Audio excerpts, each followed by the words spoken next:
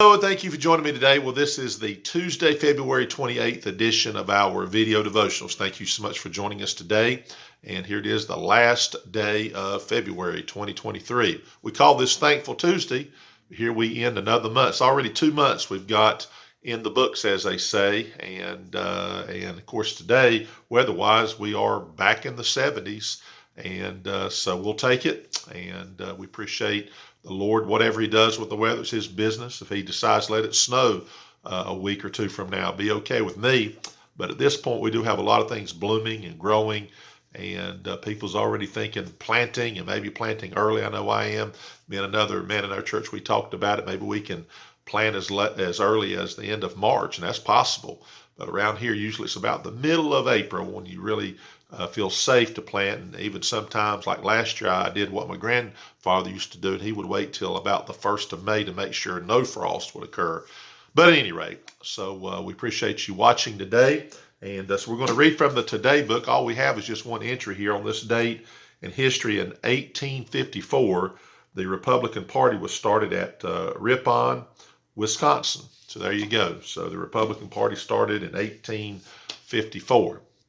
All right, so we're getting ready to read from our Bible here. Numbers chapter 34. We're going to look at really a phrase more than anything, and even more than that, we're going to look at a word today. I'll let you find that in Numbers 34. We end the book of Numbers today, so we're already ending the 4th book of the Bible. If you're starting from the beginning, and then tomorrow, Lord willing, we'll start the book of Deuteronomy. And those first 5 books of the Bible, we've been told that Moses is the one who recorded those for us through the Holy Spirit. So we'll get into that 5th book starting tomorrow. All right, so again, we appreciate everybody who watches, all the input that we have and the responses, all of that. We thank you for that. And then let's be mindful of people that we can pray for as we see them as they post on Facebook for the most part, sometimes Twitter, but for the most part it's Facebook. All right, so Numbers chapter 34. I'll begin here in verse 1. It says, "And the Lord spake unto Moses, saying, Command the children of Israel, and say unto them, When ye come into the land of Canaan, this is the land that shall fall unto you for an inheritance, even the land of Canaan, with the coasts thereof." All right, notice verse 3. "Then your south quarter shall be from the wilderness of Zin, along by the coast of Edom, and your south border." That's the word we're going to talk about today, is the word border. Your south border. Then if you go to verse 4, "And your border shall turn from the south too." You go to verse 5, "And the border shall fetch a compass from." If you go to verse 6, "And as for the western border." Verse 7, "And this shall be your north border." Verse 8, "From Mount Hor ye shall point out your border." Verse 9, "And the border shall go on too." Verse 10, "And ye shall point out your east border." Verse 11, "And the coast shall go down from Shepham to Riblah on the east side of Ain, and the border shall descend." Verse 12, "And the border shall go down." So all this about these borders. Now here's what, I've read this all my life, and I understand what a border is. We're going to talk about that just a little bit here. But here's God, and this is his people.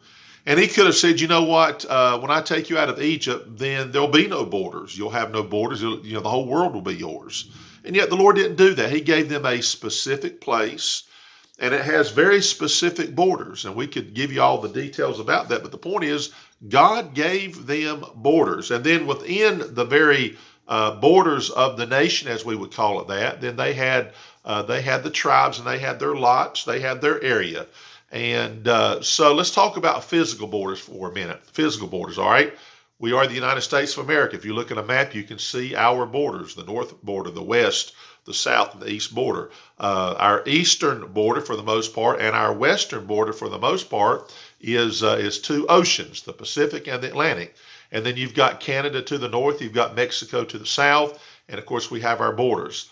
Much discussion about the borders, and I'm not going to say much about that. In fact, just refrain. There's already enough discussion. I believe everybody has borders. I believe a nation has borders, and that's just that. If you don't have a border, then you're basically saying then we don't have a country when it comes to America. Now, and I know that discussion gets heated and all of that. So the point is, we do have a border. You can look at it, and it's been established for some time. That is our border, and we have a right to that. That is our border.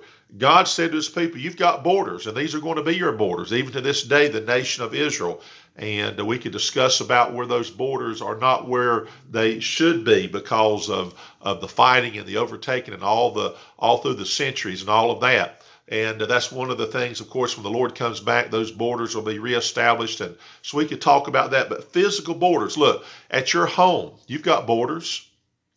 I have. We're purchasing a house, and we've got property all around us that's not ours, and then we've got property that's ours. It literally is defined by a line, a very, very fine line from my property, someone else's property. My brother happens to be a surveyor. He does this for a living, and he surveys properties and property lines and all of that. You can go to the courthouse and see where it's registered, and there's language that we may not understand and all the different coordinates. But the truth is, everything really has a border. All right, let's talk about the philosophical or the spiritual borders. All right, let's talk about the border of truth and a lie. You know what? There is a border. If you don't tell the truth, then you have crossed into what would be called a lie. Truth always has its boundaries. Whatever is true and right, there's a border there. And beyond that is a lie. And there's a border. There's a border between fidelity and infidelity. I'm a married man, and my wife, she watches this, she'll hear this. And I'm married to my wife, Christy.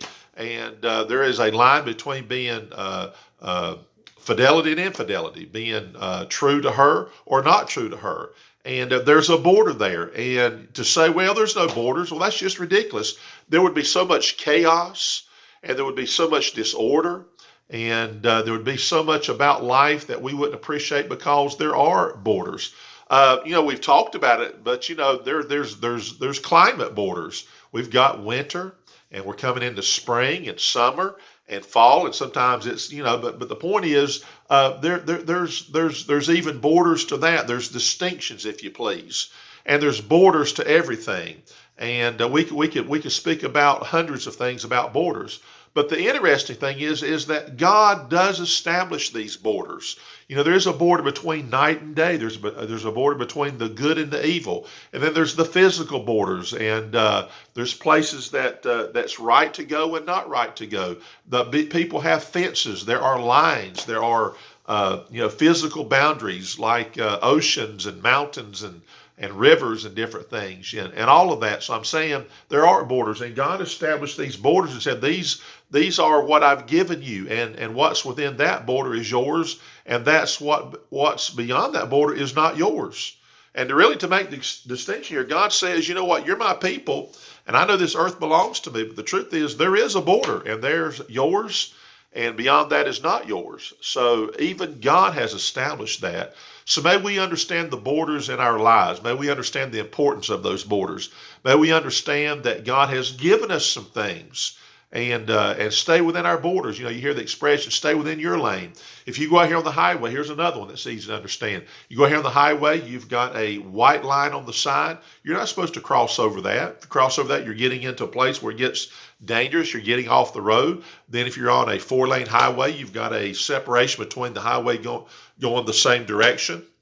And you've got the dashed lines. And then, of course, you've got a median. There's a border. The other side, of course, there's borders. There's borders that determine whether you can pass or not pass. If you got a solid yellow line, you don't pass. If you got a broken yellow line and it's safe, then you can pass. All these are borders. And think about it. It's for safety, and it's for possessions. And basically, it makes life as happy when we do stay in our lane. Get out of your lane and see what happens. Just casually say, well, I don't believe there's lanes on the highway. You're going to find out very quickly that it's dangerous, and bad things can happen. And you're going to be a very unhappy person, and so there's going to be a lot of people around you. So the point is, borders are good. God established the borders, and may we thank God for the borders. Let's be within our borders. Thank God for the ones He's given us. And things that are outside our borders, then you know what? Let's respect that and understand that. So I hope you have a good day. We'll see you tomorrow on Winning Wednesday, and we'll be in the book of Deuteronomy, and we'll be in a new month, the month of March. And amazing, isn't it? So have a great day. Hope you're going to be safe and healthy today. And Lord willing, we'll see you tomorrow. Have a great day.